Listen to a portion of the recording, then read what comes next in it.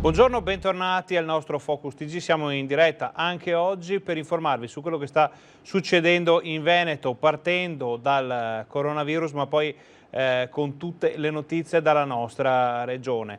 Vi ricordiamo, come sempre, il momento più importante dell'informazione di questa mattina sarà alle 12:30, quando il Presidente della Regione Luca Zaia sarà in conferenza stampa nella sede della Protezione Civile a Marghera. Sarà in diretta anche qui sul canale 18, saremo in diretta anche sul nostro canale di Facebook, quindi in streaming per chi non dovesse avere un televisore a portata di mano. Ci sono importanti novità, soprattutto dal punto di vista normativo, e Zaia le fornirà oggi, quindi fra 3/4 d'ora un momento molto importante per l'informazione sul coronavirus in Veneto.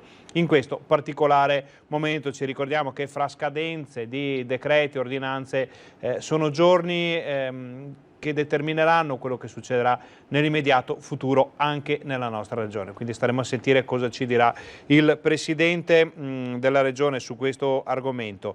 Prima di andare a sentire, a rivedere, a vedere quello che sta succedendo in queste ore in Veneto, diamo un'occhiata all'ultimo bollettino disponibile per quanto riguarda il coronavirus. È il bollettino di ieri pomeriggio alle 17 e vediamo che c'erano stati 87 casi in più rispetto all'ultima rilevazione, che era quella del mattino, quando c'erano stati più di un centinaio. Si parlava soprattutto del cluster del focolaio di Treviso, che anche ieri abbiamo visto con 57 nuovi casi in più, si confermava essere un po' l'epicentro dell'emergenza in questo momento in Veneto. A Padova 9 casi in più, Venezia 16 casi in più, Verona, poi Vicenza sostanzialmente invariato, per un totale di 87, 20.090 i casi dall'inizio dell'emergenza, ecco, così lo vediamo bene tutti assieme.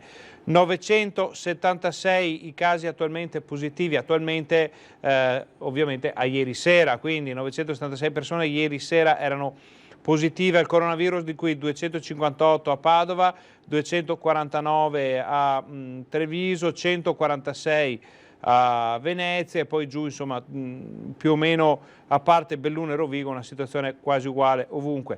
Dall'inizio dell'emergenza hanno perso la vita 2.074 persone negli ospedali del Veneto e nelle strutture extra ospedaliere del Veneto. I negativizzati, ovvero le persone che si sono rivelate essere negative ai successivi tamponi, sono 17.040 a ieri sera, e questo conferma che la situazione dal punto di vista sanitario è molto strana e comunque pare essere sotto controllo. Vediamo 4 casi in più in area non critica, nessuna terapia intensiva in più. A ieri sera avevamo solamente 3 positivi e 3 negativizzati nelle terapie intensive di tutto il Veneto, quindi 6 persone ricoverate nelle terapie intensive del Veneto, di cui solo 3 positive.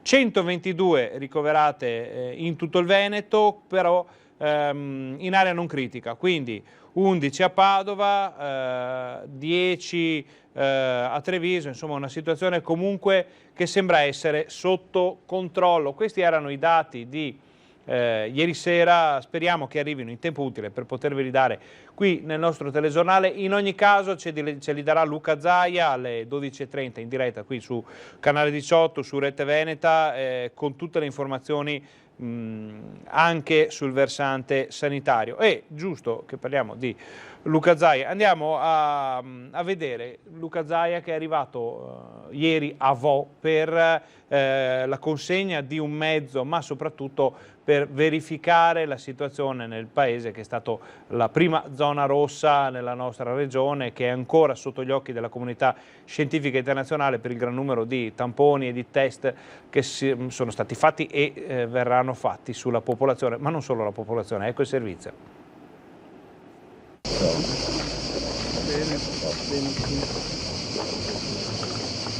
Finalmente arrivava a voi. Se non avessi quel 21 febbraio sera deciso in autonomia e contro legge di fare 3.500 tamponi, mi ricordo i tecnici mi dissero ormai è una follia, io facciamoli perché non si sa niente di sta roba, ecco, non avremmo isolato gli 88 positivi, non avremmo curato i cittadini e abbiamo soprattutto evitato che Vo diventasse una bomba virale per tutto il Veneto. Arriva Vo per la prima volta. Luca Zaia è nel paese simbolo della pandemia, qui dove tutto è iniziato lo scorso 21 febbraio. In questo paese dei Colli Euganei, che ha contato la prima vittima di Covid europea e ha sperimentato per primo l'isolamento e la quarantena. Luca Zaia rivendica la scelta di aver fatto i tamponi su tutta la popolazione, così come quella di aver attivato subito una task force preparata quando ancora il coronavirus sembrava lontano da noi. Oggi la preoccupazione riguarda i focolai scoppiati tra i migranti, come a Treviso con i 130 contagi alla caserma Serena. Il tema dei focolai, diciamo, non autoctoni è un tema ormai reale. Il 55% dei focolai in Veneto non sono domestici e dobbiamo fare in modo di non buttare via tutto il lavoro che è stato fatto. Il tema degli immigrati, soprattutto dei nuovi ingressi, è un tema pesante. Nel momento in cui in particolar modo si vede che molti di questi migranti non scappano dalla morte e dalla fame, ma sono magari tunisini che hanno deciso di venire a fare una loro esperienza di vita in Italia. La Regione Veneto non è disponibile ad accogliere nuovi migranti, ha sottolineato Zaia, che poi interviene anche sullo stato di emergenza prolungato dal governo, chiedendo pieni poteri alle regioni. Potrebbe arrivare all'emergenza con una recrudescenza, quindi ci può stare che qualcuno si preoccupi dell'emergenza, però direi anche che i veri poteri vanno dati, o meglio le vere competenze, questo è il termine esatto, debbono essere date alle regioni che hanno dimostrato di essere sul pezzo. A Vo Zaia è accolto dai cittadini e nell'occasione alla Regione è stato consegnato un trattore monopala destinato ad una scuola per fini educativi e di studio. Ma è il sindaco Giuliano Martini a portare il grazie della gente, ricordando il sacrificio dei suoi abitanti. Abbiamo lavorato veramente bene assieme. La risposta dei cittadini è stata esemplare, quella della Regione, avere una Regione che ha saputo amministrare in modo così lodevole questa situazione di emergenza, insomma, è stato rassicurante, quindi la riconoscenza è stata reciproca. Torneremo poi a parlare nel corso della giornata di Vo, delle ricadute anche degli studi, di tutto quello che è successo nel piccolo comune dei Colli Euganei. Prima di andare avanti con la nostra informazione, diamo un'occhiata, grazie alla regia di Alessandro Costacurta, a quelli che sono i dati del meteo di questa mattina. Questa è la pagina ufficiale dell'ARPAV del Veneto.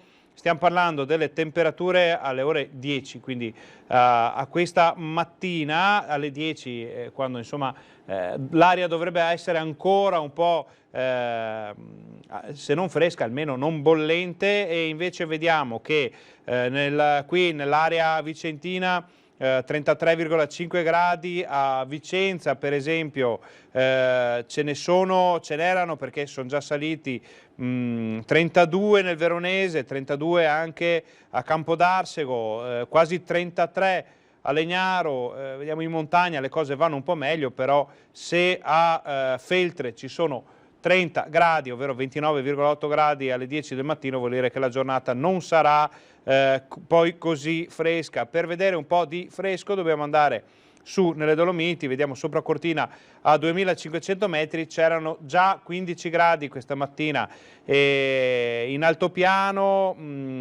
ce ne sono 26, quasi 27, quindi fra poco andremo a vedere i dati attuali. Questo per dire che sta arrivando, è già arrivata la prima ondata di calore di questa estate, gli avvertimenti, le richieste sono sempre quelle, quindi bere molto, stare al fresco, non uscire nelle ore più calde, non uscire proprio sarebbe il top, anche perché abbiamo visto che anche durante la notte le temperature sono molto alte, con 23-24 gradi, un tasso di umidità altissimo che rende la temperatura percepita ancora più alta, quindi si potrà arrivare fra oggi e domani probabilmente a percepire oltre 40 gradi, l'organismo umano soffre molto queste situazioni, quindi massima attenzione. Noi nei nostri telegiornali questa sera ne parleremo, perché siamo andati in giro a sentire la gente cosa ne pensa, come si sta attrezzando per superare questo momento di caldo. Abbiamo sentito le autorità sanitarie che ci daranno dei consigli, quindi cerchiamo di aiutare anche in questo momento in cui ai pensieri e alle preoccupazioni dovute all'emergenza coronavirus si sommano quelle dovute a un caldo davvero infernale. Sempre riguardo al caldo arriva una nota di Coldiretti che dice che Con le mucche stressate dall'AFA, in Veneto c'è una produzione del latte che è stata ridotta del 10%, pensate. I computer nelle stalle venete, ci fa sapere l'associazione di categoria, lo segnalano ormai da giorni, è evidente il calo di produzione di latte intorno a una media del meno 10% a causa del caldo che ha raggiunto temperature fino a 40 gradi, naturalmente all'interno di stalle non refrigerate, non rinfrescate, queste sono le temperature. Coldiretti Veneto sta monitorando la situazione grazie all'alta automazione adottata da molti allevatori che in tempo reale rivelano l'andamento quotidiano delle mungiture. Questo naturalmente può essere un problema per i formaggi DOP del Veneto, ma in generale per tutta la filiera lattiero-casearia che, dovendo fare i conti con un minor afflusso di latte, insomma, potrebbe avere dei problemi. Non si parla di calo della qualità, naturalmente, perché quello non è dovuto alla temperatura, un po' di stress potrebbe influire, ma sicuramente non abbastanza da far calare la qualità già altissima del latte del Veneto. In soccorso, ci fa sapere la Coldiretti, sono già scattate contromisure per il benessere. Si parla di docce refrigeranti, ventilatori, abbeveratoi a pieno ritmo, perché ogni singolo capo è arrivato, quindi ogni singola mucca nelle stalle venete, vacca secondo i tecnici, è arrivato a bere fino a 140 litri di acqua al giorno contro i periodi meno caldi, quindi anche una spesa in più, anche tutta una situazione di difficoltà che si è venuta a creare. Cercheremo di farci pervenire da Coldiretti magari qualche video, qualche foto di queste stalle con le docce refrigerate per capire come funziona. Ora noi facciamo una brevissima pausa perché anticipiamo un po' i tempi, perché alle 12:30 sarà qui con noi in diretta sul canale 18 e anche sulla nostra pagina Facebook il presidente del Veneto Luca Zaia con un importante punto stampa per definire le linee di questo periodo, per capire cosa succederà dopo la fine di luglio, come ripartiremo con soprattutto la normativa, ordinanze e tutto quello che ne consegue. Quindi siate pazienti, facciamo una breve pausa, ma torniamo fra pochissimo.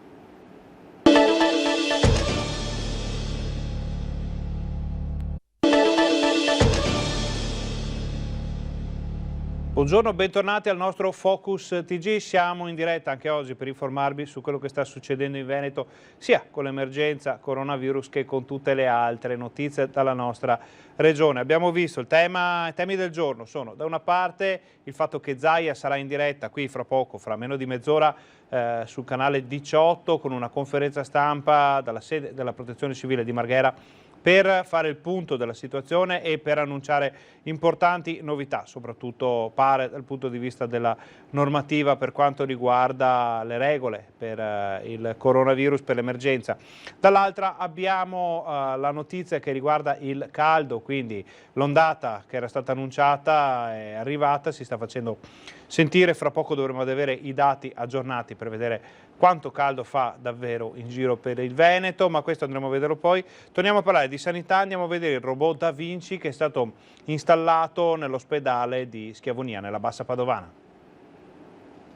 Un gioiello della tecnica medica, la più moderna evoluzione della chirurgia mini-invasiva. È pronto ad entrare in azione il robot chirurgico Da Vinci, immediatamente operativo in interventi urologici, ostetrico-ginecologici.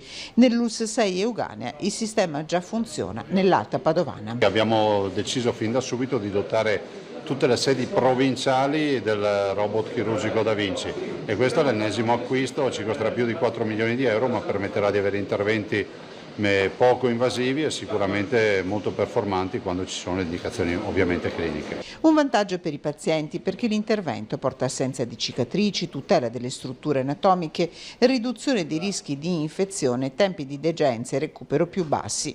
Il chirurgo non opera con le proprie mani ma manovrando un robot a distanza, seduto a una console computerizzata posta all'interno della sala operatoria con la possibilità di una visione più ampia. Un ottimo alleato del medico, soprattutto in ambito oncologico. Noi oggi, per quanto riguarda il mio campo, grazie anche alla vicinanza dello IOV, noi abbiamo la possibilità di curare il tumore della prostata a 360 gradi perché abbiamo tutte le metodiche a disposizione.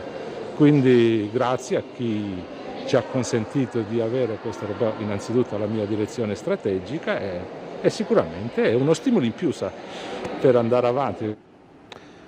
Questo era il nuovo robot Da Vinci installato nell'ospedale della Bassa Padovana. Noi rimaniamo in provincia di Padova, andiamo da Valentina Visentin che come ogni giorno ci aggiorna sulle notizie che arrivano dalla città. Buongiorno Valentina, allora partiamo naturalmente dalla notizia che tutti stavano aspettando e che tutti odiano. È arrivata l'ondata di caldo, ti vediamo effettivamente un po' provata sotto il sole.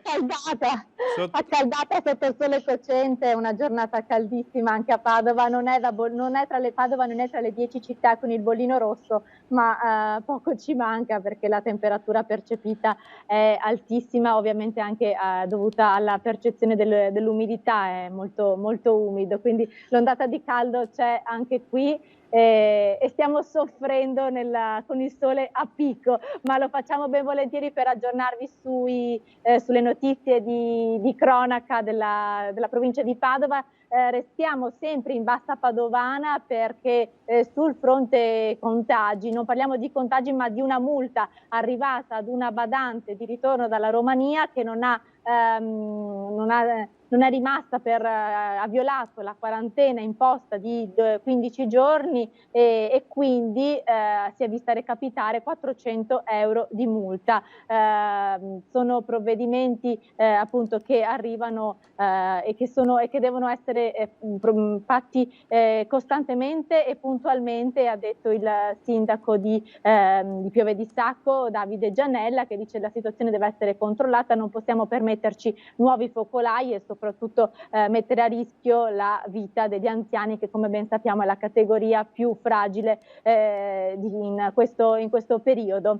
Quindi 400 euro di multa per questa badante romena che aveva violato la quarantena e quindi non era rimasta a casa 15 giorni dopo essere rientrata dal suo paese di origine. Questa è la notizia principale per quanto riguarda la provincia di Padova. Vedete alle mie spalle, sono qui in zona Stanga, ma perché questa sera vi porteremo all'interno dello studio di un noto artista padovano, Elio Armano, grande scultore, molto noto in città e non solo in tutto il Veneto per le sue sculture, ma sculture che partono sempre da una riflessione del contesto attuale, quindi entreremo nel suo studio e vi faremo vedere le immagini di come nasce un'opera d'arte di questo grande scultore padovano. Valentina, prima di lasciarti andare un po' all'ombra, perché comprendiamo che la situazione possa essere abbastanza sgradevole, ci sono novità sul focolaio di coronavirus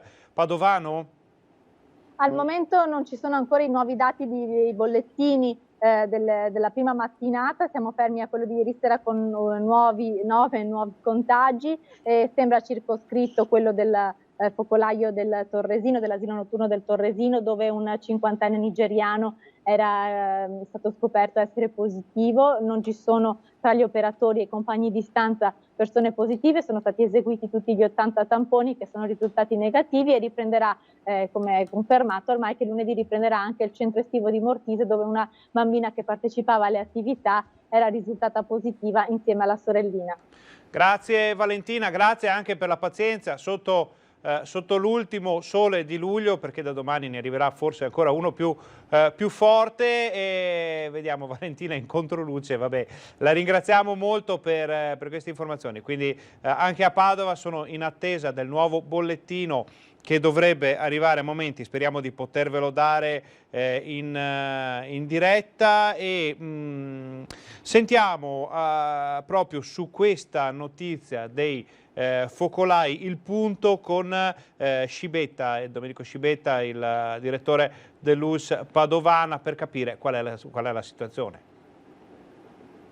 Oltre 700 persone in isolamento domiciliare, ma la situazione è sotto controllo. Continua il lavoro del Dipartimento di Prevenzione dell'ULSS 6 di Padova, focolai di ripresa, quelli attivi, spiega il direttore generale Domenico Scibetta. Ci sono dei focolai di cosiddetta ripresa che ci aspettavamo che ci fossero, il 56% di questi focolai sono focolai di immigrazione, per cui di comunità di cittadini immigrati che risultano positivi.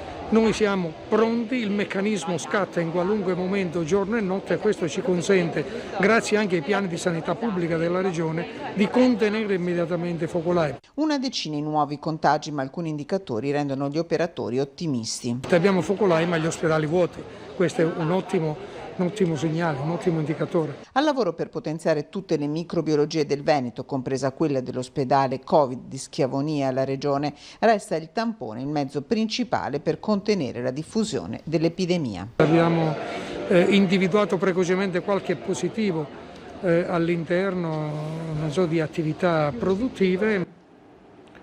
Questa era la situazione a Padova, noi voliamo rapidissimi a Vicenza dove c'è la nostra Gabriella Basso. Gabriella, anche per te domanda di rito che facciamo ai nostri giornalisti: qual è la situazione col meteo in questo momento? Abbiamo visto temperature altissime, in arrivo la prima ondata di caldo, non ci sembra che tu sia al sole come invece era toccato a Valentina pochi minuti fa, però insomma pensiamo che Vicenza non sia proprio al polo nord in queste ore. No, infatti hai ragione, effettivamente è molto caldo anche qui a Vicenza, il termometro segna 30 gradi, anche di più, ovviamente al sole, però devo dirvi che c'è una lieve filo d'aria che un attimo rende sopportabile, almeno all'ombra, questa ondata di calore molto forte che anche su Vicenza ovviamente incombe. Noi siamo qui. È bello sapere che ci si aggrappa anche a una brezza lievissima nei peggiori momenti della giornata. Andiamo alla cronaca, Gabriella, cosa sta succedendo a Vicenza? Allora, oggi siamo qui, alle mie spalle è l'ufficio di igiene e sanità pubblica dell'USL 8 Berica, perché abbiamo fatto poi il punto con la dottoressa Maria Teresa Padovanna della questione contagi e soprattutto delle persone che sono in isolamento fiduciario, perché qual è il problema? Come avete già magari più volte anche ripetuto voi, c'è il problema di quelli che sono i positivi da rientro da qualche viaggio, piuttosto che soprattutto in questo caso per quanto riguarda Vicenza dalla Romania, il rientro delle badanti o badanti che arrivano per lavorare chiamate appunto nel nostro paese, i centralini del SISP, appunto il servizio di igiene e sanità pubblica dell'USL sono presi d'assalto. L'unica cosa che consiglio ovviamente che dà la dottoressa Padovana è quello di chiamare comunque per avvisare l'USL della loro presenza e di rimanere ovviamente in quarantena 14 giorni. Questo è, poi eventualmente fare il tampone a finire la quarantena, ma non è inutile chiedere il tampone prima, certo. Si fanno i 14 giorni di quarantena, punto. Gabriella, abbiamo anche cronaca, la cosiddetta cronaca nera a Vicenza oggi? In questo momento stiamo cercando di capire un attimo varie cose che stanno succedendo in città, vi posso solo dire che riprenderemo probabilmente la rapina all'orafo di Thiene, perché è una rapina in cui i carabinieri sono al lavoro per cercare di acciuffare appunto i malviventi, perché è stata abbastanza cruente, quindi ovviamente stanno cercando di arrivare ai colpevoli. Queste diciamo al momento insomma sono le notizie. Poi parleremo anche dell'imprenditore, tornando al discorso Covid, certo. All'imprenditore di Sossano, perché oggi abbiamo sentito il sindaco che ha avuto qualche contatto, il figlio in questo momento è all'estero, ma cercheremo un po' di capire qual è la sua situazione, certo. Le sue condizioni fisiche. Gabriella, abbiamo novità su quel giovane che ha perso la vita dopo essersi tuffato in un torrente? Purtroppo per il giovane non c'è stato nulla da fare, purtroppo per lui, perché non sapendo nuotare non ha avuto nessuna possibilità di salvezza, è morto davanti agli occhi increduli dei suoi amici che erano lì sugli argini del fiume. Non ci sono novità in realtà, chiaramente è stato un terribile, drammatico incidente. Quindi un incidente, non ci sono indagini in corso, non ci sono approfondimenti da parte delle forze dell'ordine su quanto successo, ci confermi? Sì, sono diciamo più che altro dei riscontri di rito, stanno certo. Sentendo gli amici più che altro per capire effettivamente come può essere successa la cosa, ma di fatto la propensione è quella per l'incidente. Una tragica fatalità, un tuffo e ricordiamo a tutti, attenzione, la massima attenzione anche nelle situazioni più semplici, quelle che sembrano più facili in questi periodi di caldo. Proprio i torrenti sono quelli più rischiosi, forse più pericolosi. Eh sì, perché anche lo shock termico di una semplicissima nuotata, di un semplicissimo tuffo in un torrente molto freddo con temperature altissime invece all'esterno. Quindi la massima attenzione. Noi ringraziamo Gabriella Basso. Se ci saranno novità da Vicenza, di cronaca, non esitate a richiamarci, noi siamo qui, fra poco ci sarà il governatore, ma insomma tutto quello che può succedere noi lo daremo in diretta qui ai nostri telespettatori. Grazie Gabriella. Noi torniamo in studio e continuiamo la nostra come si può dire, carrellata di informazioni su quelle che sono le notizie più importanti in questo periodo, ovvero da una parte l'emergenza coronavirus e dall'altra anche i timori, i rischi legati alla presenza di migranti in strutture anche importanti come quelle del Veneto. E vi facciamo vedere l'editoriale del nostro direttore Luigi Bacciali su questo argomento. Buonasera, avete sentito le notizie riguardanti l'ex caserma Serena di Casier, decine e decine di migranti risultati positivi, ovviamente c'è tanta tensione, molta preoccupazione nella popolazione locale. Questo mette un po' a tacere coloro che continuano a sostenere che il Covid di importazione è portato da altri, non dagli extracomunitari. Sono tantissimi i migranti che arrivano in questi giorni a Lampedusa, sono sbarchi a raffica anche attraverso piccole imbarcazioni, senza contare poi che poi ci sono gli ingressi dalla frontiera italo-slovena, soprattutto di afghani, pakistani, decine e decine di persone che arrivano a Trieste in Friuli Venezia Giulia e poi proseguono il loro cammino nelle nostre regioni. Che cosa dovrebbe fare un governo in queste circostanze drammatiche, perché non si tratta soltanto di clandestini che arrivano illegalmente sul nostro territorio, sono persone che sono veicolo del virus micidiale che potrebbe diffondersi ulteriormente. Già abbiamo tanti focolai domestici, ci mancano soltanto quelli che arrivano dall'estero. Un governo a questo punto, in una situazione così grave e con la salute pubblica messa a repentaglio, dovrebbe intervenire drasticamente.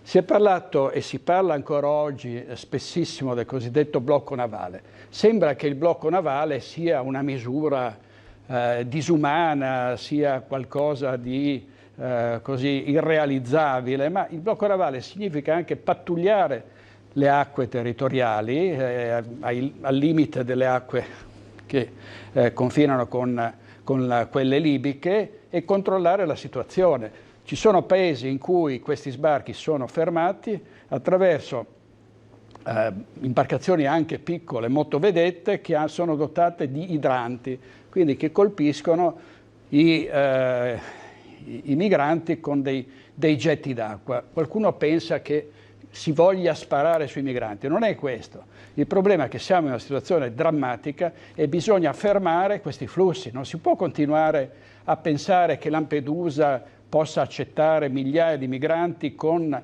conseguenze potrebbero essere anche tragiche per la popolazione locale. Quindi ci si aspetta che il governo su questo intervenga. Invece il governo si occupa di Salvini, di votare l'autorizzazione a procedere per sequestro di persona e il Covid rischia a questo punto veramente di espandersi. Se pensiamo che altri paesi come l'Inghilterra fermano i nostri ragazzi che vogliono tornare dopo le vacanze in Inghilterra e che probabilmente non potranno più trovare un lavoro, che probabilmente non potranno più tornare a studiare nel Regno Unito, ci rendiamo conto di come sia diversa la situazione di queste nazioni rispetto al nostro buonismo e alla nostra disponibilità. Qui non si tratta di essere razzisti o cattivi, si tratta di difendere la salute pubblica e l'esecutivo a questo punto non può non intervenire, non può continuare a menare il torrone,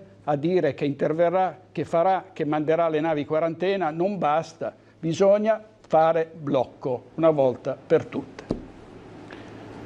Ringraziamo il nostro direttore Luigi Baccialli per questo suo editoriale, come sempre puntuale, preciso, efficace nel descrivere la realtà che stiamo vivendo. Ricordiamo che fra una decina di minuti saremo in collegamento con la sede della Protezione Civile a Marghera, con il Presidente della Regione Luca Zaia. È già tutto pronto. Noi, per non perdere nemmeno un minuto di questa conferenza, facciamo una breve pausa pubblicitaria. State con noi, torniamo fra pochissimo.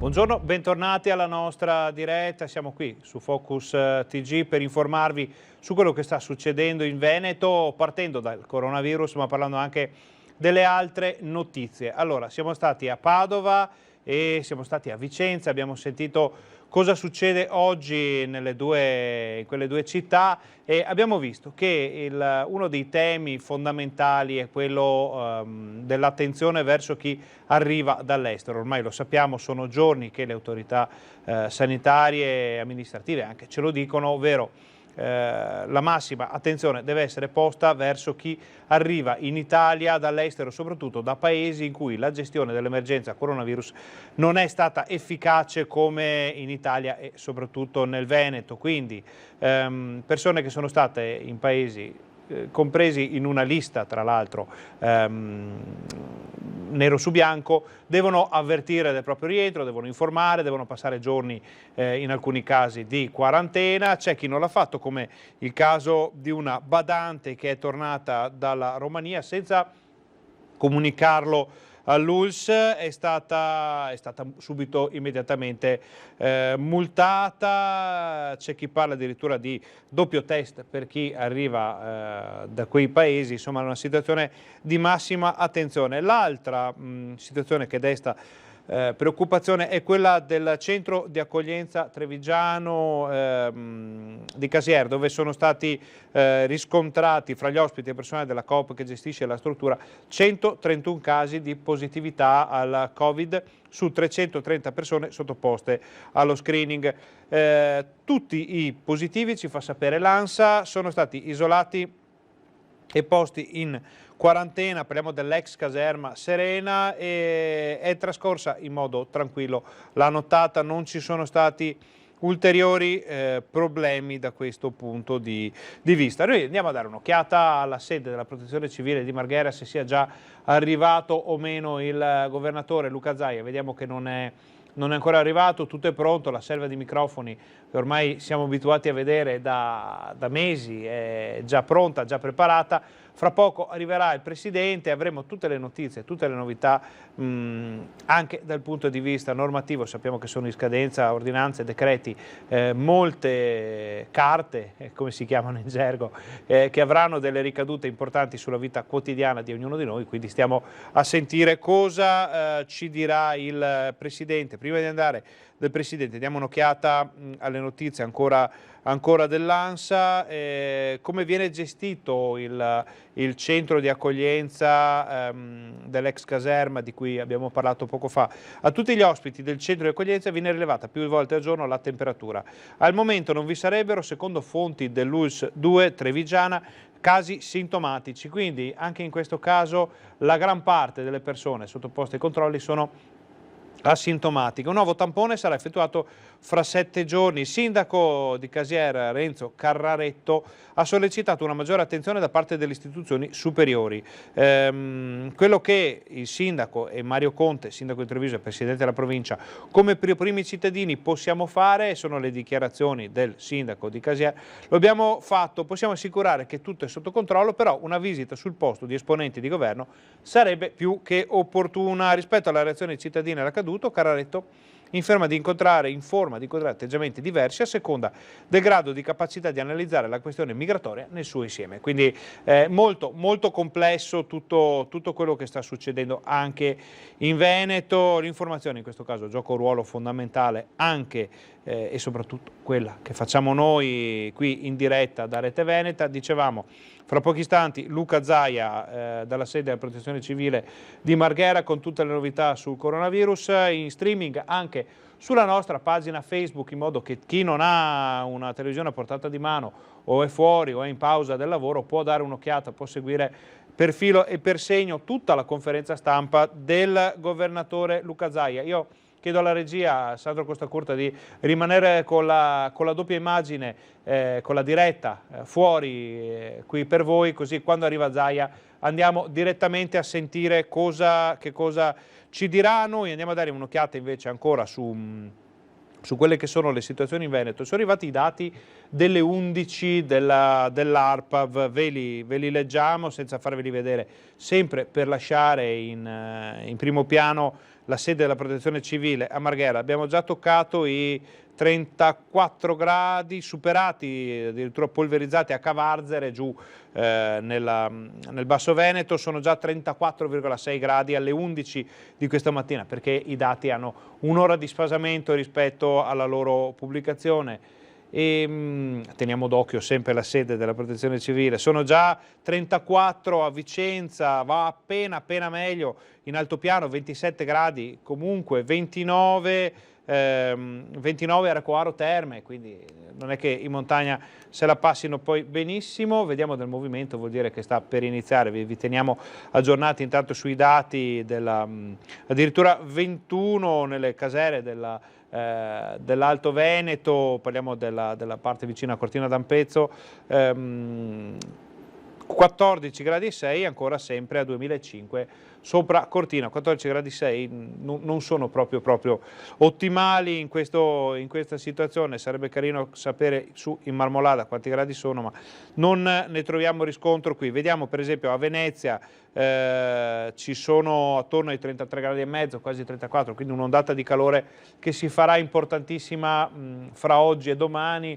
E le raccomandazioni sono sempre le solite, quindi non recarsi all'aperto nelle ore più calde, bere al massimo, stare al fresco, stare all'ombra, evitare se possibile sport in queste ore caldissime, e anche dopo, magari, visto che l'AFA non diminuirà di certo con l'arrivo delle ore notturne. Questa notte farà sicuramente molto caldo anche di notte, a parte nelle aree più arieggiate della regione, quindi bisognerà prestare la massima attenzione almeno fino a domenica, quando potrebbe arrivare una perturbazione, ma di questo parleremo poi in modo più diffuso. Vediamo che sono le 12:31, aspettiamo Zaia. Abbiamo visto un po' di movimento e sicuramente fra poco inizierà. Vi ricordiamo poi che la nostra programmazione prosegue per tutto il giorno con il film pomeridiano, con la fascia. Eccolo qua, vi lasciamo al governatore, poi vi raccontiamo. Buongiorno a tutti. Buongiorno a tutti. Un saluto a tutti voi, grazie per essere qui, un saluto a quelli che sono collegati da casa, grazie a voi, alle televisioni che sono tante qui oggi, e ovviamente al mondo dei social e radio, ovviamente anche per le radio. Volevo dirvi alcune piccole considerazioni, brevi considerazioni sull'andamento. Voi sapete, quando facciamo la conferenza stampa qui si parla di coronavirus, e quando è necessario facciamo le comunicazioni. Intanto vi do un aggiornamento del bollettino. Sono 1.228.224 tamponi. I positivi nella storia dal 21 febbraio ad oggi, dal caso Vo fino ad oggi, sono 20.120. Rispetto al bollettino di ieri mattina sono 117 in più, e il motivo lo capite da soli, insomma, se ne abbiamo 131 solo a Treviso, capite che il bollettino cresce purtroppo a causa del focolaio trevigiano. In isolamento ci sono in questo momento 3.740 persone, anche qui 136 in più rispetto a ieri, che sono, guarda caso, sono anche numeri un po' che coincidono, anche se poi i calcoli sono altri. Vi ricordo che 3.740 sono quelle che contemporaneamente sono in isolamento, ma ci sono diciamo, i cittadini positivi in isolamento, quindi in quarantena per positività, e poi tutti i contatti stretti. Anche qui voi capite da soli che in base al piano di sanità pubblica che adotti puoi andare con cerchi concentrici, perché se metti in isolamento i familiari è una roba, se ci metti i vicini di casa è un'altra, se ci metti tutti quelli che vanno a giocare a carte, che sono incrociati a fare la spesa piuttosto che in altre attività, capite che l'isolamento, come lo facciamo noi, va a incidere di più. Lo dico perché spesso a livello nazionale viene dato uno spaccato di questo Veneto che non è reale, dopo vi dico anche alcuni dati. I ricoverati in questo momento in Veneto sono 117, mi permetto di dire anche solo 117, visto considerato che ogni tanto si sente dire che abbiamo gli ospedali che si stanno riempendo. Continuiamo a essere con numeri bassi, considerate che io in piena crisi portavo bollettini, questo bollettino aveva scritto 2100-2200 persone, tutti si ricorderanno, dei quali, questo 117, 31 sono positivi e 85 negativi. Quindi per l'ottica dei bollettini nazionali dovrei dirvi adesso che noi fondamentalmente abbiamo solo 31 malati ricoverati Covid. Noi calcoliamo anche gli ex coronavirus che si sono negativizzati, quindi fa 117. Anche qui vorrei vedere i bollettini di tutti, vedere se sto calcolo lo fanno tutti come noi oppure no. Terapie intensive, siamo passati da centinaia di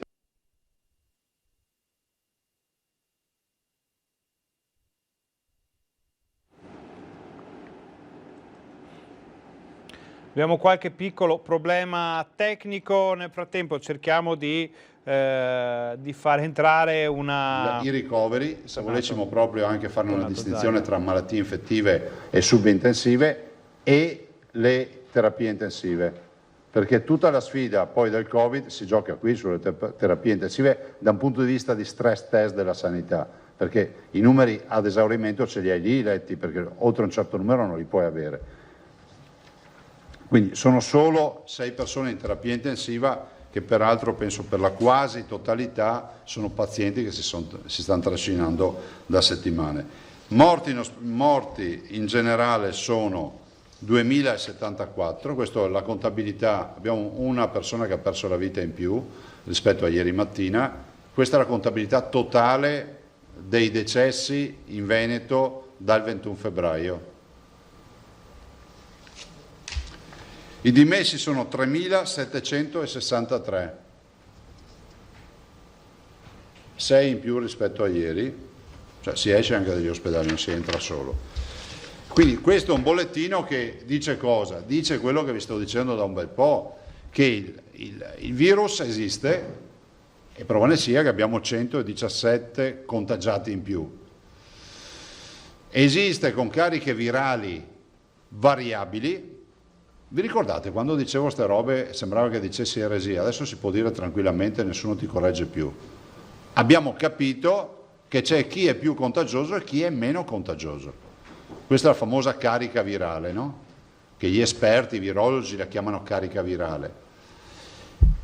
E quindi abbiamo una quantità, a differenza della fase cruciale, diciamo quella pesante del coronavirus di marzo-aprile, abbiamo una quantità di positivi asintomatici importante, passano il 70%, ciò vuol dire che fondamentalmente dei 117, ma vi faccio il conto veramente della spesa, dei 117 in più rispetto a ieri mattina, se facessimo l'80%, insomma sono 80-90 persone che sono positive ma non hanno sintomi, poi sono contagiose, tutte le cose che sappiamo. Quindi per questo gli ospedali non sentono questi focolai, perché abbiamo una grande quantità di positivi asintomatici, cioè che non hanno sintomi. Treviso, nella fattispecie, 131, noi abbiamo beccato i 131 semplicemente perché abbiamo avuto intercettati 3 sintomatici tra gli ospiti e da lì è partito il piano di sanità pubblica che prevede quando c'è un sintomatico vai a casa sua a vedere come stanno gli altri, a casa loro c'erano ovviamente altri 300 ospiti.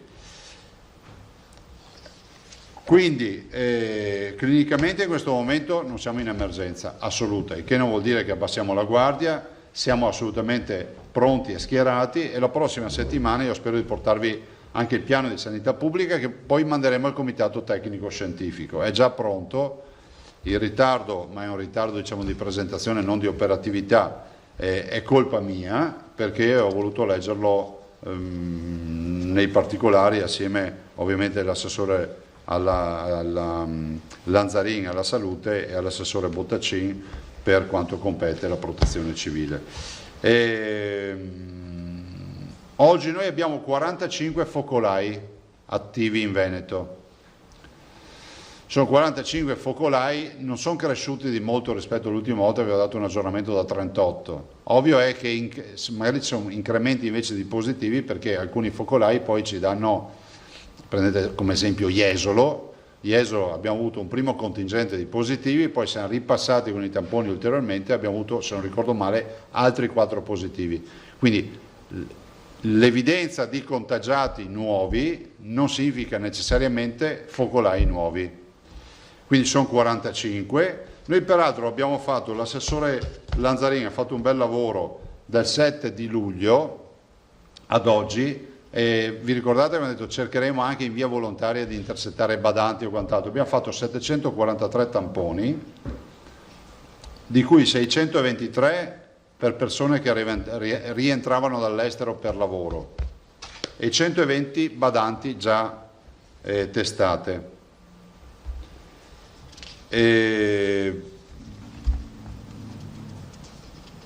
Aggiungo infine, così poi lascio la parola a voi e mi zittisco, 2 cose. Oggi io firmo un'ordinanza che proroga tutte le misure, quindi non c'è nulla di nuovo sotto il sole, fino al 15 di ottobre. Perché proroga fino al 15 di ottobre? Per evitare sempre sto via vai di ordinanze, pensiamo di fare questa ordinanza fino al 15 di ottobre, che è esattamente la data di scadenza dello stato emergenziale. Dall'altro però questa ordinanza, come avrete modo di apprezzarne, da apprezzare nella lettura, lascia una finestra per l'8 di agosto. Perché la finestra? Perché il decreto legge approvato dal governo prevede l'approvazione entro 10 giorni di un DPCM che vada poi a regolamentare eventualmente nuove attività. Per cui se nulla cambia l'8 agosto, perché immaginiamo che il governo emetterà un DPCM che magari sarà semplicemente di proroga di quello che esiste già, c'è la mascherina nei luoghi chiusi, all'aperto in caso di assembramento, l'igienizzazione delle mani, le altre cose che sapete, allora non cambia nulla anche a livello nazionale, se no vedremo. Siccome ci saranno sicuramente, io immagino, novità sul fronte croceristico, ci stiamo anche un po' adoperando anche noi cercando anche un protocollo e delle linee guida che siano sperimentali, insomma stiamo facendo dei ragionamenti. Potrebbero esserci delle novità forse dal governo anche rispetto ad altri settori, prudenzialmente ve lo dico, se non accade nulla fino a metà ottobre è valida la proroga delle ordinanze che io ho già fatto, che sono più ordinanze ma che sono quelle vigenti oggi, quelle che ormai sono diventate cose note. Ultima cosa, ringrazio gli artisti riuniti del Veneto che questa mattina ci hanno portato 2.100 euro, hanno fatto una serata a Marano Vicentino organizzata da Luciano Gaggia e da Francesco Tregnago, hanno partecipato 210 persone e hanno donato tutte 10 euro a testa. La serata è stata gratuita, cioè non hanno chiesto il compenso gli artisti come Gaggia, Tregnago, Stella, Luciano Gaggia, Francesco Tregnago, Claudio Stella e Renato Cumerlato, e quindi ci hanno donato 2.100 euro per il Covid. Io non avrei altro non oggi, no. Grazie. Prego. Tosato, Pederiva e chi seguirà? Erle. Dov'è Erle? Adesso l'ho visto. Ciao. Presidente, buongiorno. Ciao. Alla luce del cluster che è stato scoperto all'ex caserma Serena di Treviso, no? La domanda credo che i cittadini si stiano facendo un po' questa. I pericoli di nuovi contagi arrivano da focolai, da infezioni esterne, gente che rientra dall'estero, migranti, badanti che ritornano dalle ferie, oppure deriva da una generale, diciamo così, rilassatezza nei comportamenti, nel senso assembramenti, uso opzionale delle mascherine, persone che vanno a cena senza rispettare le distanze. La sua impressione, insomma, cioè qual è veramente il fattore che, se c'è un fattore preoccupante, oppure se stiamo parlando di piccoli numeri che non fanno tendenza, ecco. Allora, io direi che come al solito ci vuole calma e gesso. Siamo davanti a un problema e lo dobbiamo risolvere. Prima cosa, non c'è oggi uno studio epidemiologico che è in grado di dirci quale sia il contagio primario. Cioè la caserma Serena, che peraltro qualcuno mi ha corretto e ha detto è Casier, e poi ci deve essere un pezzetto di area su Treviso, ma il comune dove sorge la caserma, da quello che mi hanno detto, quindi coinvolge 2 comuni, Casier per la parte preponderante, e poi ci deve essere un pezzo di area, non lo so, comunque lo dico anche a beneficio dei trevigiani, perché sennò non è che a Casier valgano di meno, però magari evitiamo di bombardare continuamente solo una realtà. Penso che dobbiamo risolvere il problema. Allora, da un punto di vista epidemiologico non esiste oggi il contact tracing e quindi non sappiamo quale sia stato il vettore primario, cioè il virus è entrato in virtù di un ultimo arrivo. Io non conosco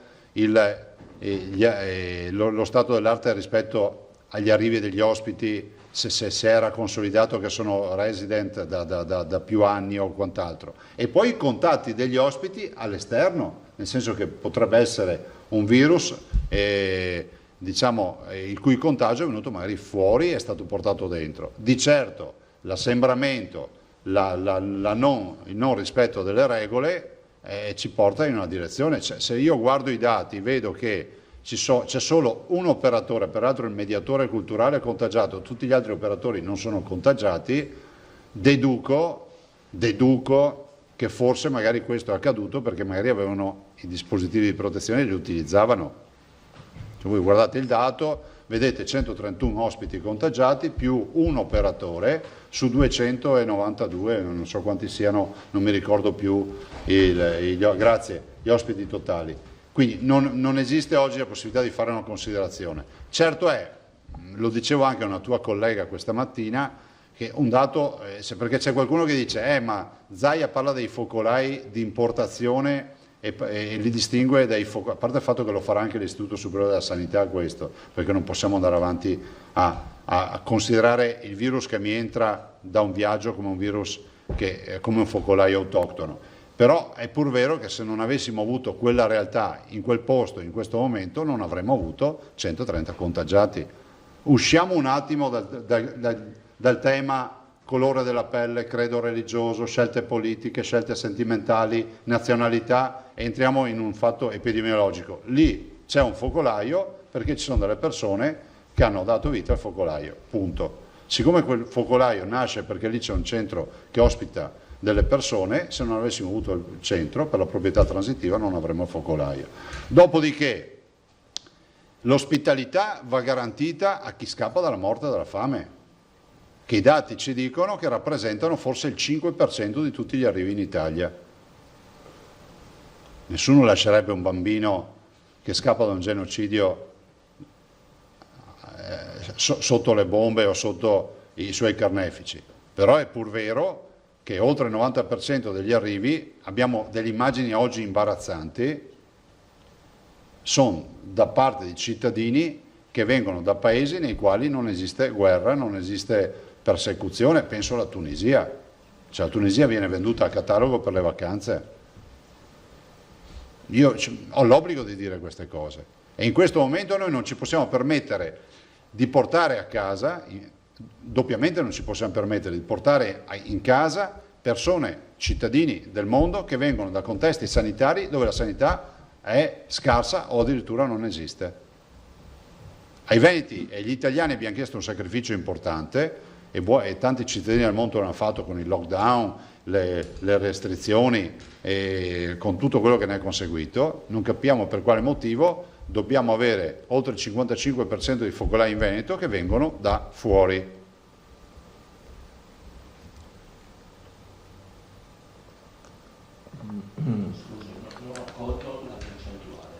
Oltre il 55%.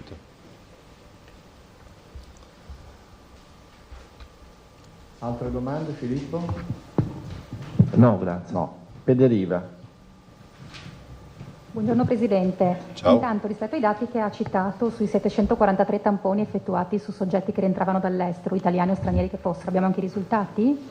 Ce li abbiamo, ma non ce li abbiamo qui, bisogna ricostruirli, però non sono dati preoccupanti. Assolutamente no, non sono preoccupanti. Ok, e invece il secondo chiarimento, Crociere diceva e ieri anche aggiungeva locali pubblici, cioè che tipo di novità ci potrebbero essere in quella finestra dell'8 agosto? Sono interlocuzioni informali e informazioni che abbiamo, però non ve lo so dire in tutta sincerità, perché voi capite che comunque una prima valutazione dovrà essere fatta in base alla durata del DPCM, perché se sarà un DPCM che verrà previsto per una lunga gittata, cioè se scrivessero un DPCM valido fino al 15 di ottobre, è ovvio che tu ti devi porre dei problemi, perché il 15 di ottobre all'aria aperta molte cose non si faranno più e gli ambienti al chiuso torneranno a dominare la nostra vita sociale. Quindi immagino, allora io non so se fanno una soluzione di mezzo e quindi si riaggiorneranno, che potrebbe essere anche di buon senso, no? Uno dice arrivo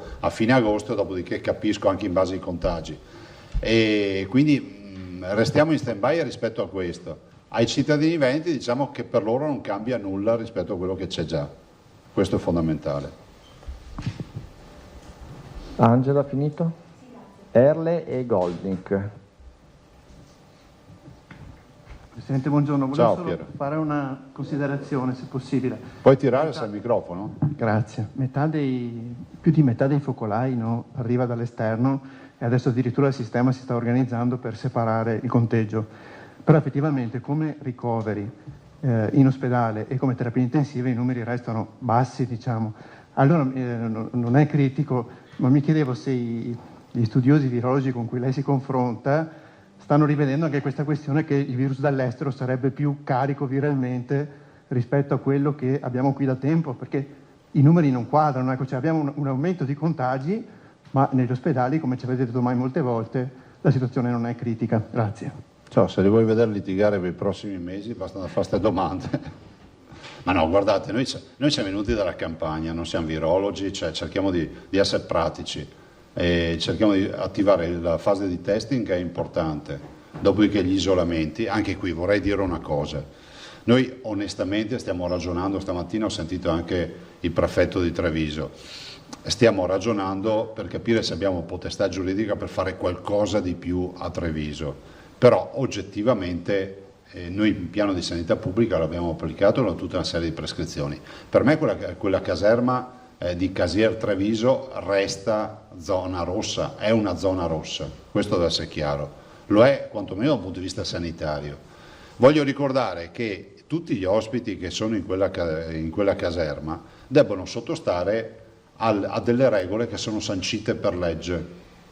Cioè, qualcuno dice ma si può ipotizzare un'ordinanza, tutto si può fare, però vorrei ricordare che la legge prevede che il positivo ha il penale se esce dalla quarantena e ha una multa e anche la reclusione. Il negativo che rappresenta contatto stretto deve stare in quarantena. Punto, non c'è altro da aggiungere. Quindi per la proprietà anche qui transitiva, in quella caserma, da quella caserma nessuno deve uscire. A meno che non dichiarino di fare la quarantena da altre parti e sia validata un'altra residenza. Nessuno dice io ho l'amorosa che mi ospita a casa sua, non so se lo può neanche fare dal punto di vista, non lo può fare, ecco basta, ho detto una cretinata. E in linea di principio giuridico sì lo può fare. Perché... Anche i negativi sono dentro la caserma? Sì, sono ovviamente separati, questo va ricordato, ma penso che quella caserma debba essere gestita e l'appello che rinnovo alla prefettura, alle forze dell'ordine in maniera assolutamente severa. Ma la severità non vuol dire violenza, vuol dire che la gestione del piano di sanità pubblica è una cosa seria. Cioè noi abbiamo avuto 5 milioni di veneti che si sono chiusi in casa per mesi. Non capisco quale sia il problema di chiedere a 300 persone di farsi la quarantena in maniera separata tra positivi e negativi. Aggiungo che noi andremo a testarli ogni 7 giorni, questo ve lo dico, ho parlato stamattina col dottor Benazzi e il dottor Rigoli, anche per vedere l'evoluzione, perché potrebbe anche rappresentarne una buona opportunità, come si può dire, di studio epidemiologico, no?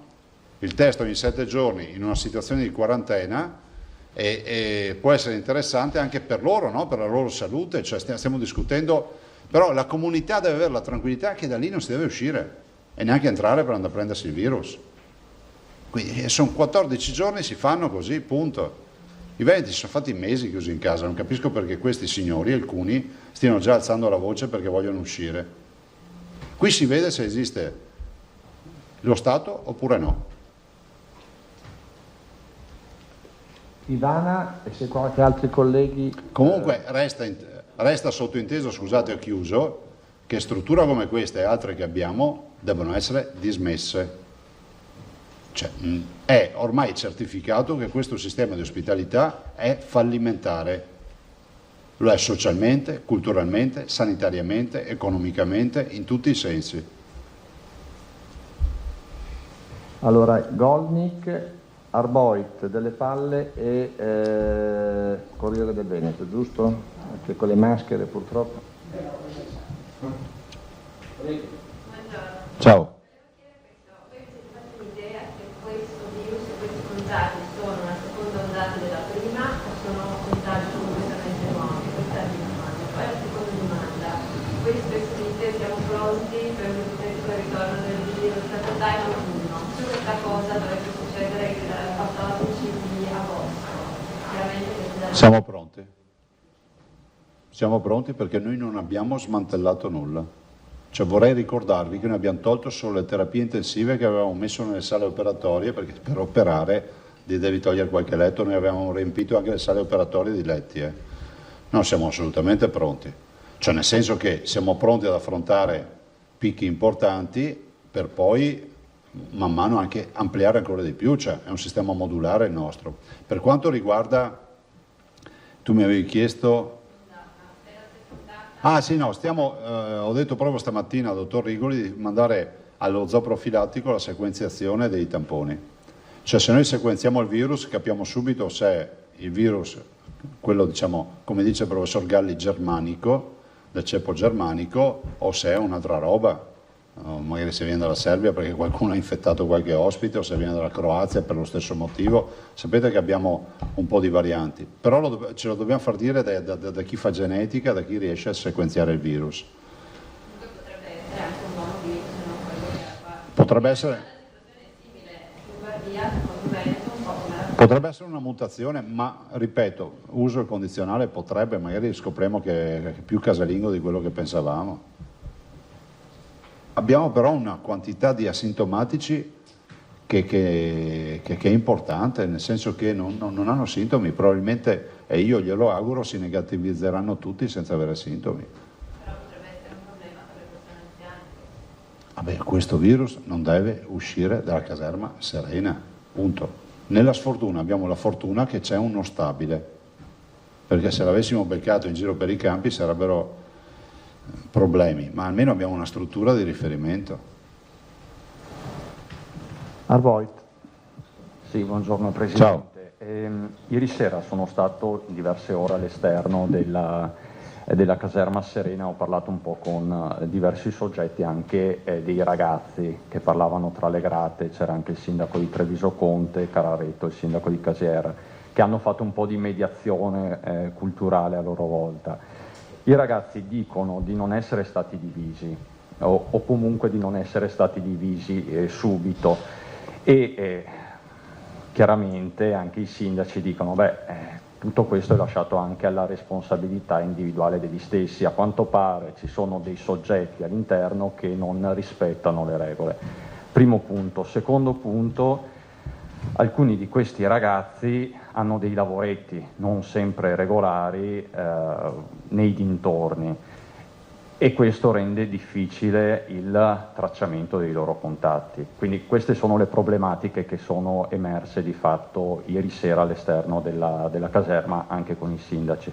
Cosa possiamo dire a riguardo?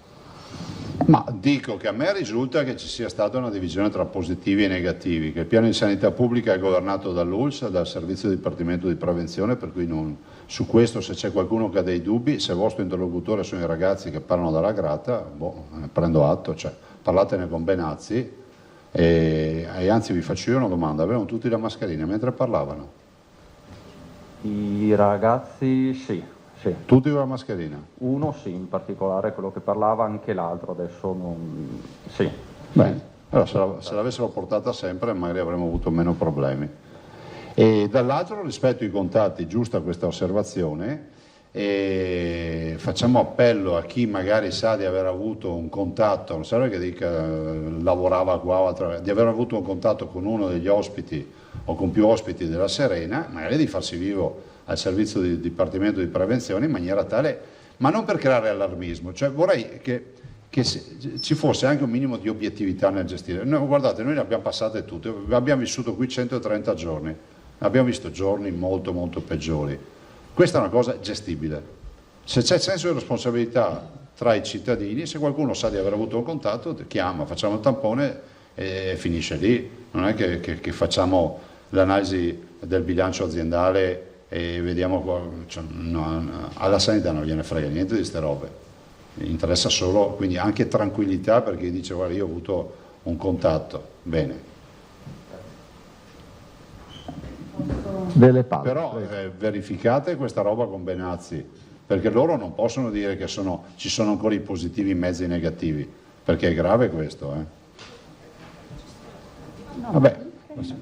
No, se poi Benazzi dice noi abbiamo attivato e la cooperativa non lo ha fatto, allora verificheremo anche... Allora, magari lo conferma anche la collega che era ieri sera con me, la disposizione c'è, i ragazzi sono stati separati, però all'interno, da quello che ho capito, ci sono state delle violazioni, perché poi prevale anche la responsabilità individuale. E gli stessi sindaci ieri sera hanno chiesto ai ragazzi di essere responsabili da questo punto di vista, però sappiamo, e i fatti del 14 giugno scorso lo hanno dimostrato, che ci sono anche dei soggetti un po' più facinorosi di altri e diventano difficili da gestire. Vanno gestiti. Cioè, io continuo a dirvi ragazzi, perché qua stiamo montando una roba, cioè finirà che poi avremo il comitato per le libertà. 5 milioni di veneti si sono chiusi in casa oltre 2 mesi, senza fiatare. E qua abbiamo 130 persone, che saranno 300 per in totale, che gli chiediamo un sacrificio di 15 giorni, hanno anche qualcosa da ridire. Io non sono d'accordo per sta roba. Perfetto, cioè prenda le misure e si faccia in modo che il piano di sanità pubblica sia applicato. Cioè, così permettiamo che escano dei focolai in giro per le città, per le campagne, ma non esiste sta roba, non esiste. Ilaria. Presidente, cosa ne pensa della vicenda politico-giudiziaria dell'ex ministro Salvini e soprattutto è riuscito a sentirlo telefonicamente in queste ore per, immagino, guardi, io l'ho cercato stamattina per sentirlo, ma immagino sia forse una giornata, vabbè, poi lo sentirò. Esprimo la mia massima solidarietà senza se, senza ma. Dico che ritrovo anche disarmante quello che è accaduto, per non usare altri termini che poi rischiano di arrivare alle offese. Cioè stiamo mettendo in croce un amministratore, cioè un uomo di governo per aver fatto l'uomo di governo. Cioè si vuole andare a processare un ex ministro perché quando era ministro si è occupato di difendere i confini italiani e di mettere un po' in ordine il disordine, che è lo stesso disordine che abbiamo in queste ore. Cioè se passa il principio, io non ce l'ho con la legge per carità, però se passa il principio che i limiti sono altri nell'azione di un ministro degli interni, vuol dire che il ministro degli interni non serve più. E penso anche che l'immagine e il messaggio che mandiamo a livello internazionale, perché alcuni vivranno nella povertà ma hanno i telefonini in mano, hanno le paraboliche, una volta dicevamo hanno le paraboliche, adesso hanno il telefonino, lo smartphone, no? Avranno notizia che in Italia, siccome c'è stato un ministro che ha avuto, diciamo, l'ardore e le palle di attivarsi per bloccare gli sbarchi, per cercare di mettere un po' di ordine, e lo hanno praticamente messo sotto processo, voi immaginate in giro per il mondo, pensate dai paesi dai quali partono, dico beh, in Italia si può andare tranquilli, finalmente è tornata la normalità, i ministri che rompono le balle li processano e il resto noi sbarchiamo. Sì, guardate, io non la sto enfatizzando, è così che funziona. Come si guardano, scrivetelo pure, come si guarda il meteo per partire con il gommone, perché qualcuno pensa che sia fantasiosa sta roba, si guardano anche le notizie per scegliersi un paese. È una notizia come quella che ha dato il Senato, di inviare a processo l'ex ministro Salvini per aver fatto il ministro, va in questa direzione, che darà un'immagine assolutamente di permissivismo, manca solo che gli facciamo le scuse e dopo le abbiamo fatte tutte. Bertasi. Allora, mi sembra evidente che se parliamo di zona rossa non ci sarà l'ipotesi di fare come con la CRI, di spostare una parte dei positivi come è stato fatto a Cavarzere. Non è questo il discorso, io ho parlato di zona rossa sanitaria che non c'entra nulla, cioè le movimentazioni, diciamo, sanitarie sono concesse. Io tifo perché la caserma si svuoti, ma dico anche a Roma che si guardino bene da inviarci ancora immigrati, o meglio ancora che si diano da fare per non farli più arrivare. Poi noi abbiamo anche un altro, non ha questa portata, un piccolo focolaio, ma in un RSA, tra l'altro sì. L'RSA che finora era stata la più virtuosa di 10 casi abbiamo. Portati da un operatore esterno, pare.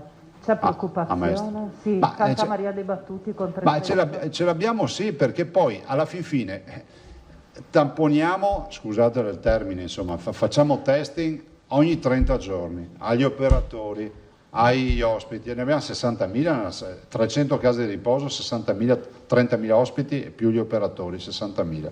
Li facciamo ai nostri operatori del mondo della sanità, cioè capisci che una roba così ti viene da prendere e spaccare tutto, e dice ma com'è possibile? Cioè siamo gli unici al mondo che fanno sta robe. Cioè, e ci andiamo seriamente, insomma, vedete, può accadere che magari ogni tanto salta fuori uno e dice ma io non ho avuto il tampone, però vedete che non avete più quelle lamentele, perché siamo sul pezzo. So che gli operatori ne hanno già fatti 6 da marzo di tamponi lì. Sì, posso dire, ne parlavo prima con l'assessore Lanzarin che mi parlava di questo caso, lì dovremmo fare la ricostruzione epidemiologica, beh, se ci sono delle responsabilità è giusto cominciare a farla venire fuori, come è accaduto in qualche altra casa di riposo, cioè non è possibile che io mi senta che c'è qualcuno che ipotizza anche di caricare gli ospiti senza metterli in quarantena. La nostra ordinanza, la mia ordinanza, dice che l'ospite deve andare in quarantena, se un ospite che arriva da casa, non da un ospedale, va in quarantena prima di essere immesso assieme agli altri ospiti della casa di riposo, tamponato tutto, ma va anche in quarantena. Allora io voglio capire, noi vogliamo capire perché è accaduto questo in questa casa di riposo, tanto è vero che manderemo i nostri del servizio di prevenzione a ricostruire la storia. Faccio un'ultima domanda che esula dal caso specifico. Prego. Si parla, in questi giorni abbiamo a lungo parlato dei rimborsi forfettari ai consiglieri. È possibile con la nuova consigliatura passare alla rendicontazione, rivedere le norme? Rimborsi ai consiglieri regionali. Ah, con la prossima? Sì. Lo dedicheremo ai prossimi. Non so chi saranno i prossimi. No, a prescindere. Penso che sia un atto, guarda, se vuoi che ti dica come la vedo io, penso che, adesso io non so se giuridicamente ci sia qualche legge a livello nazionale che stabilisce, però si possa assolutamente prevedere di normare meglio, o meglio di chiarire meglio il tema delle spese, del rimborso spese viaggio, no? Magari la prossima volta si dirà che in caso di lockdown, non lo conoscevamo, salta il sistema, perché lockdown è proprio il caso limite, no? Cioè tu non puoi neanche dire che non sei andato in ufficio, ma sei andato, che so, a un'assemblea di agricoltori piuttosto da qualche parte. Nel lockdown non vai da nessuna parte. Penso che sarà uno dei temi che dovremmo insomma assolutamente affrontare.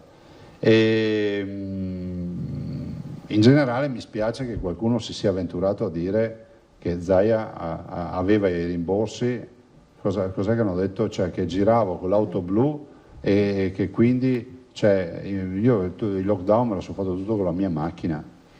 Se la disperazione della politica arriva a sti livelli, se mo ci appai male. Grazie. Tosato. Insomma, mi ha visto, anche il farmacista mi ha visto con la macchina, giusto? Io stamattina arrivavo e vedevo fuori strada. Perciò era una garanzia. Perfetto. E salutiamo uno dei nostri più fedeli e affezionati. Insomma, è venuto anche il giorno di Pasqua, io mi ricordo, giusto? Tosato e poi il collega. Sì, Presidente, oggi il suo omologo friulano Federica firma un'ordinanza che insomma, amplia le possibilità di accesso agli spettacoli e prevede anche la possibilità di assistere agli eventi sportivi non professionistici, insomma, per il pubblico. Ne è a conoscenza? Ne siamo a conoscenza, noi questa è una parte che stiamo approfondendo, perché vogliamo vedere il DPCM dell'8. Sì. Perché ve ne avevamo parlato prima, no? Oltretutto stiamo lavorando per le linee guida su questo. Voi sapete che il Veneto è regione di riferimento per la redazione di linee guida, l'abbiamo fatto con 06, l'abbiamo fatto con un sacco di robe e anche su questo ci hanno chiesto di lavorare su questo fronte. Sono possibili degli allentamenti nel breve periodo su questo fronte, spettacoli, sport non professionistici? Ma guarda, tutto dipende dall'andamento del contagio.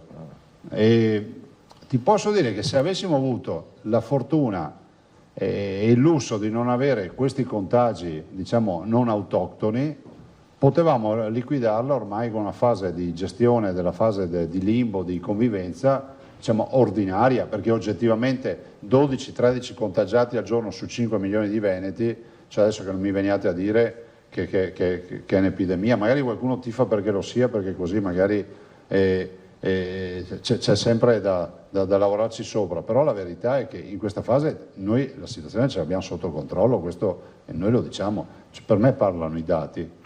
E vi ho dimostrato dal 18 maggio cosa è accaduto, perché se non portavo quei dati sembrava che fosse il contrario. Cioè io mi sono allarmato quando ho sentito dire che noi abbiamo gli ospedali che stanno riempendo, ma si stanno svuotando gli ospedali, non riempendo. Però io ho i dati, qualcun altro non ce li ha, evidentemente. Per quanto riguarda il piano di sanità pubblica, sì.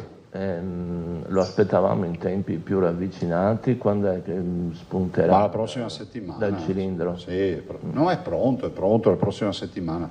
Chiudiamo l'ultimo confronto lunedì, quindi non escludo il lunedì o i giorni successivi, ma la prossima settimana lo presentiamo. Posso chiedere un ultimo dettaglio, una curiosità? Prego. I rapporti con Crisanti mi pare siano un po' rasserenati. L'ipotesi, no, ma lo dico perché ha rinunciato all'opzione di dimettersi dal comitato di consulenza scientifica della regione, ha detto che intende continuare a collaborare. Pace fatta. Ma, guarda, intanto pace fatta per uno che non ha mai litigato è già una domanda impropria. Primo. Secondo, mi domando se non aveva niente da scrivere sul giornale. Ma siamo curiosi. Cioè, guarda, io eviterei, perché ogni cosa che si dice ormai diventa polemica. Siccome io non ho mai fatto polemica con nessuno, sfido chiunque a portarmi una dichiarazione. Punto. Non c'ho nulla da aggiungere. Io sono come la madre dei Gracchi, avete presente cosa ha detto Cornelia? No?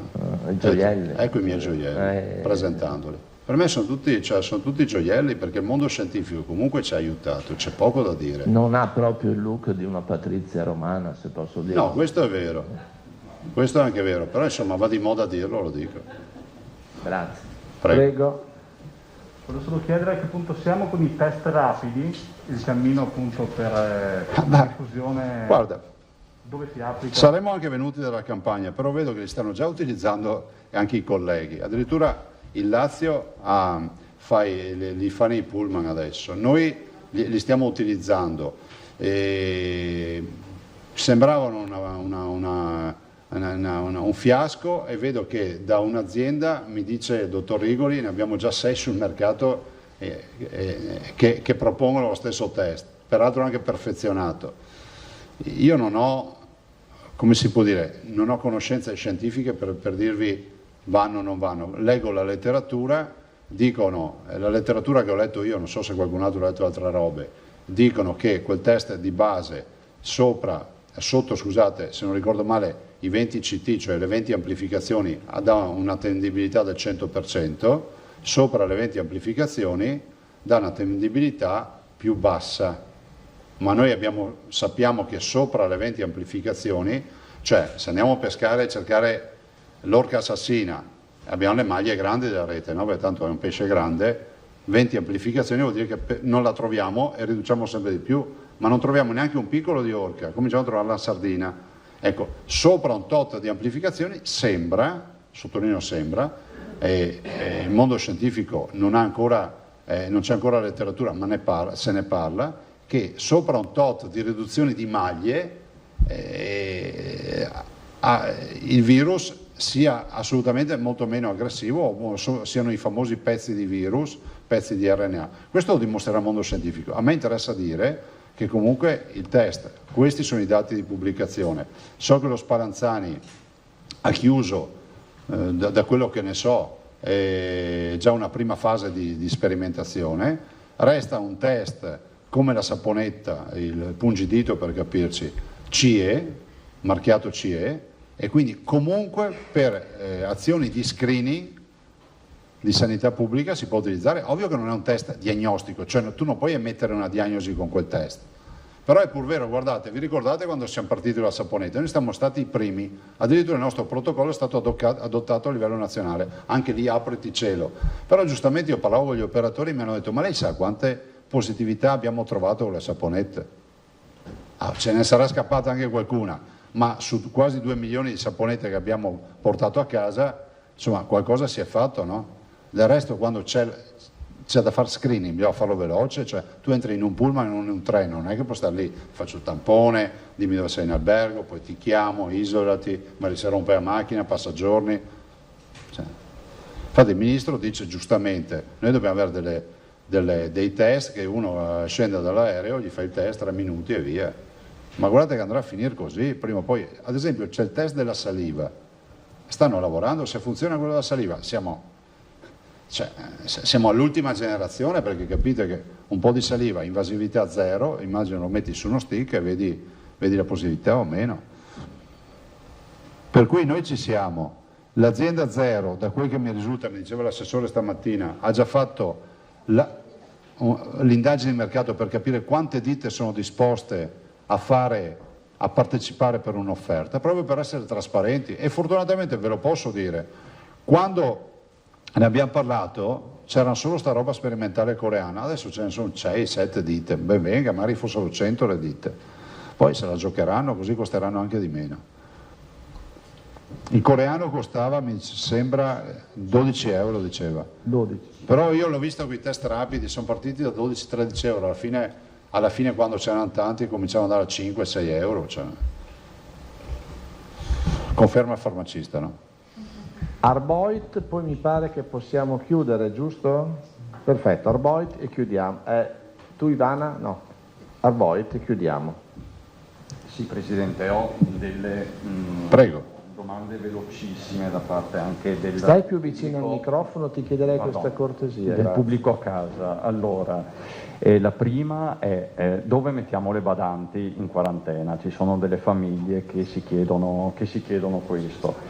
Poi, primo tema. Secondo tema, i lavoratori ambulanti, soprattutto del settore delle fiere, delle sagre, chiedono anche una sua dichiarazione, perché dicono: siamo disperati, siamo alla canna del gas più di ogni altra categoria, ci sono degli strumenti specifici per noi, sono ipotizzabili. Terzo nodo invece è quello dei lavoratori transfrontalieri. Ci sono dei focolai in queste ore in Valpusteria, in alcuni alberghi, probabilmente arrivano dall'est, sono lavoratori dell'est Europa. ci sono molti lavoratori anche bellunesi, transfrontalieri, preoccupati soprattutto del Comelico. L'assessore Bottaccino conosce benissimo quella zona e i problemi anche collegati a questo tipo di transfrontalierità, insomma. Queste 3 impressioni, grazie. Ma guarda, l'assessore Bottaccino ne aveva parlato di questo tema e della preoccupazione, no, della messa in sicurezza dei nostri lavoratori. Ovvio è che stiamo lavorando, diciamo, in un pagliaio e cerchiamo il lago. Questo è quello che sta. Cioè, vorrei ricordarvi che 15 contagiati al giorno su 5 milioni di veneti, cioè significano un lago nel pagliaio. Noi dobbiamo trovare, identificare. Probabilmente abbiamo dei contagiati che si negativizzeranno e finirà là e noi non lo sapremo mai. Quindi anche su questo fronte le attenzioni devono essere massime, perché i lavoratori in linea teorica dovrebbero utilizzare la mascherina, soprattutto in ambienti chiusi e in strutture recettive. Se usi la mascherina non ti infetti. Questo è un dato concreto, ormai è bibliografia. E gli altri accorgimenti. Dall'altro le badanti, mi ricordava l'assessore Lanzarin che le ULSS si stanno anche attrezzando per delle strutture, poi è pur vero che dobbiamo un po', come si può dire, condividere socialmente anche questa partita, no? Cioè, l'ho conosciuto anch'io questo mondo, no? Avendone avuto bisogno, e dico che poi alla fin fine, cioè, diventa una di famiglia, cioè, chi può la gestirà con una stanza con un bagno a sé, perché di solito accade anche questo, che c'è comunque una stanza dedicata e un bagno dedicato. Chi non può chiederà aiuto all'ULSS. Insomma, cercheremo sempre di essere comunità, perché è un po' sto mondo che sta diventando sempre della mela spaccata a metà, no? Siamo davanti a un'emergenza, siamo tutti chiamati a fare quello che possiamo. E poi l'altra roba cosa mi avevi chiesto? I lavoratori ambulanti. Ma sì, guarda, io ricordo che qualcuno sorrise quando io li portai qui, li incontrai, li abbiamo incontrati più volte, sia io che Bottaccin, che l'assessore Bottaccin. Loro stanno pagando assieme, adesso lo dico, qualcuno sorriderà, assieme a quelli che sono i locali, le discoteche e tutte queste attività, stanno pagando un conto salatissimo. Vorrei ricordare che questa è economia in Veneto, ne parlavo anche con il presidente Bonaccini, cioè noi abbiamo un'offerta turistica che non prescinde da un'offerta di intrattenimento, questo lo dobbiamo riconoscere, cioè, pensate che molti dei locali del Veneto, dell'Emilia Romagna, sono diventati famosi grazie a dei film, no? Cioè, sono entrati nella sceneggiatura addirittura dei film nazionali e internazionali. Gli spettacoli viaggianti, il mondo delle giostre, degli ambulanti, eccetera, paga un conto da paura, perché tutto quello che è assembramento, quindi fiere, sagre e robe varie, ha avuto limitazioni totali. Adesso sembra che ci sia un movimento a livello nazionale sulle fiere, e se sarà così darà la stura anche alle altre realtà, le sagre o quant'altro. Per questo voglio attendere di vedere anche il nuovo DPCM. Sugli aiuti spero vivamente che all'interno di tutti questi miliardi che vengono annunciati a tutte le ore ci sia un pensiero particolare, e noi porteremo avanti l'istanza per i comparti più massacrati, uno tra questi ovviamente quello che citavi te. Colleghi, grazie. Se non avete altro, grazie mille. Nel pomeriggio vi manderemo la ordinanza. Noi ci vediamo lunedì alle 12:30. Grazie. Avete sentito l'annuncio del Presidente Zaia mentre se ne andava? Ci si vede lunedì alle 12:30, ci sarà un'altra conferenza stampa per informarci sulle novità. Oggi arriverà l'ordinanza che proroga, insomma, tutto quello che è in vigore in Veneto fino a metà ottobre, e appena arriverà anche a noi ve la metteremo a disposizione sui nostri social, sul sito, perché la possiate scaricare e leggere con tutta calma. Questa era la conferenza stampa di Luca Zaia, queste erano le informazioni dal Veneto. Noi vi ringraziamo per essere stati con noi e vi diamo appuntamento ai nostri telegiornali questa sera.